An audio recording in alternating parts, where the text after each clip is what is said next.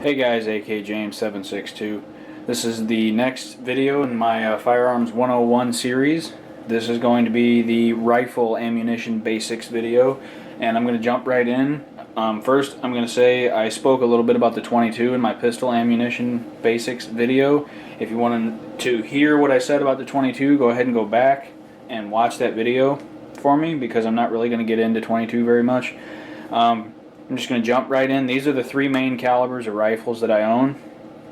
This is a 7.62 by 39 for my AKs. This is a 5.56 for my ARs, and this is a 7.62 by 54R for my Mosin Nagant rifle. I'm not going to talk about the types of rifles right now, you know, bolt action, semi-auto, whatever. I'm just going to talk about the same thing I talked about in my pistol video: how to identify ammunition, how to load magazines, things like that. Where on the gun, where it's marked, the caliber. First, I'm going to talk about the 5.56. This is the most common standard AR-15 caliber. You can see on the bottom of the casing, just as I talked about in my pistol video, 5.56 by 45. That's 5.56 millimeters in diameter and 45 millimeters in length. This is the manufacturer up top, PPU. And this is a full metal jacket. I spoke about that in my pistol video. On AR-15s, where you can find the caliber designation, it's going to be on the lower receiver. Let me grab one real quick.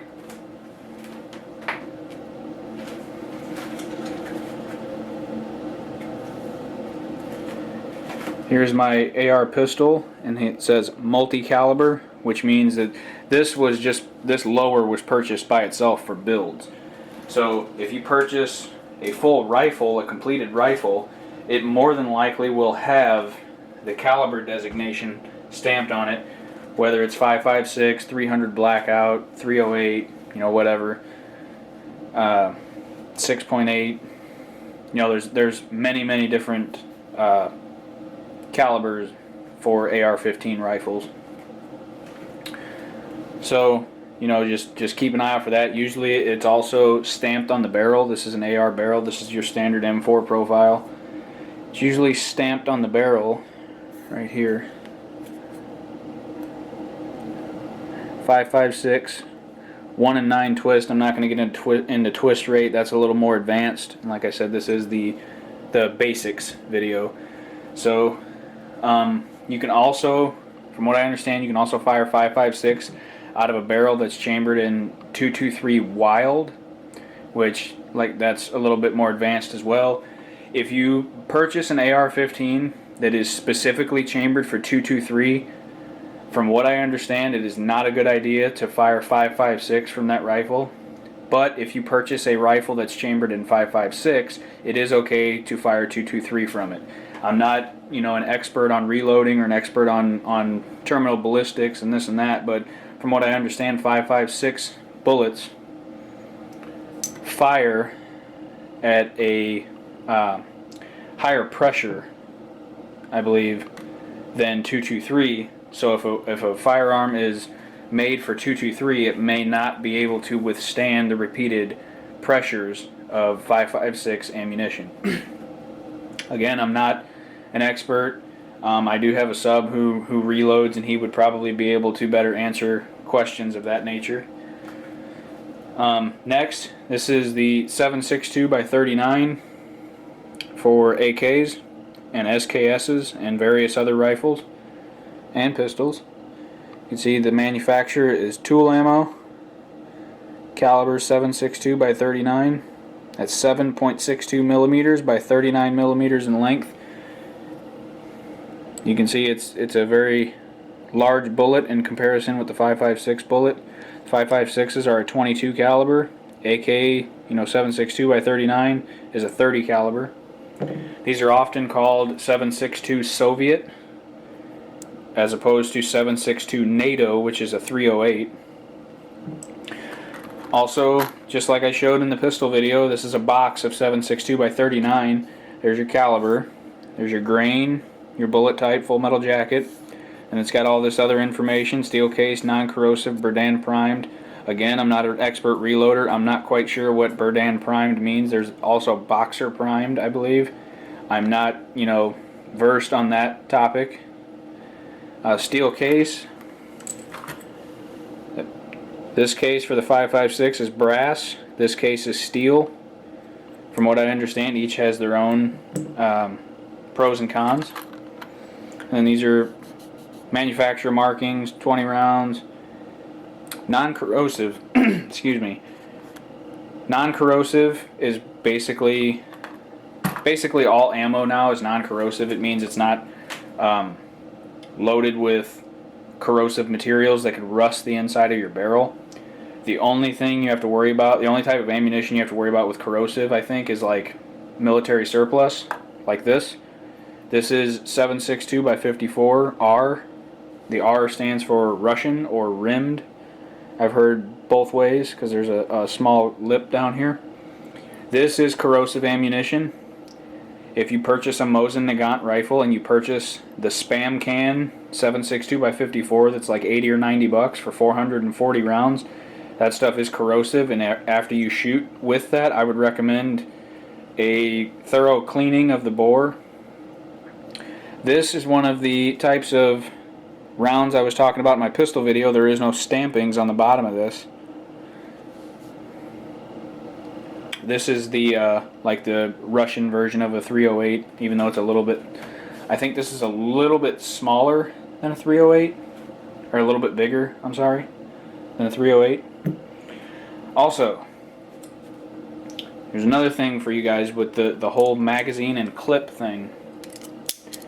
This is a clip. This is a magazine.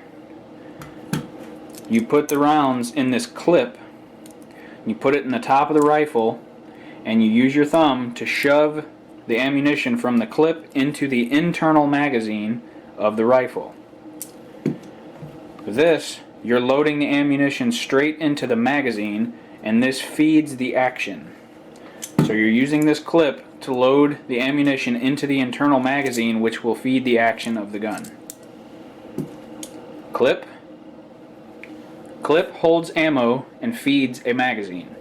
Magazine holds ammo and feeds the action. That's your standard steel surplus AK magazine for 7.62 by 39. This is your standard, what's called GI style magazine for AR-15. Holds 5.56. I think these magazines also work for 300 Blackout. Don't quote me on that, but I'm pretty sure. This is a magazine for my little 22 rifle.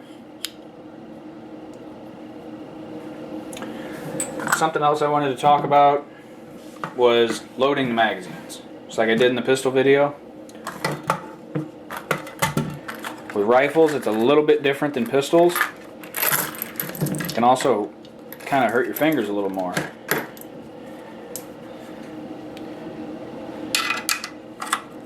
There you go. Remember, with the pistols, if you watched my video, you have to push it in and slide it back. These you just put right on top and pop down.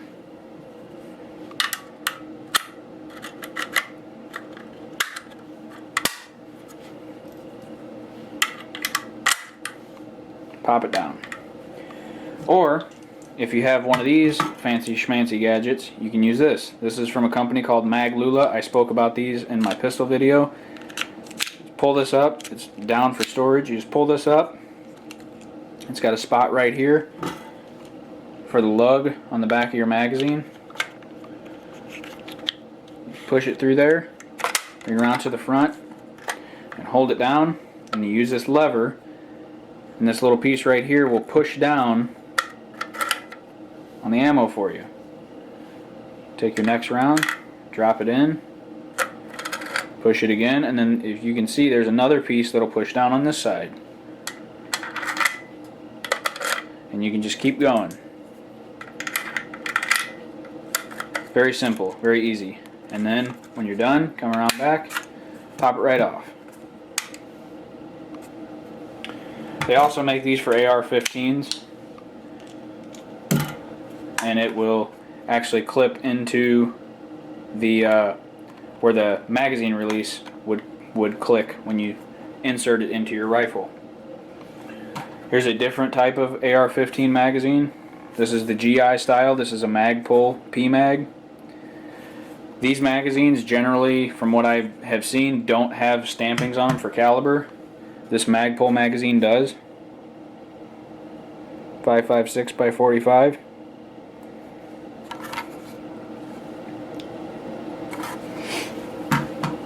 I mean, that's pretty much it. A lot of the stuff that I was talking about in the pistol video would apply to rifles too. You know, when knowing what the correct caliber is for your firearm and making sure that you use the correct ammunition, you load your magazines correctly, you know, this and that.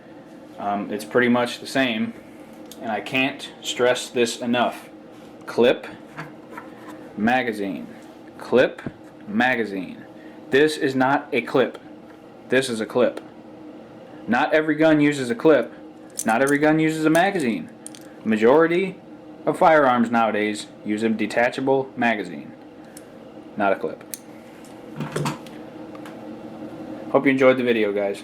If you have any questions, like I said, feel free to ask, and I will do my best to answer. If I can't answer, I'm sure I have a regular viewer that can definitely answer your questions.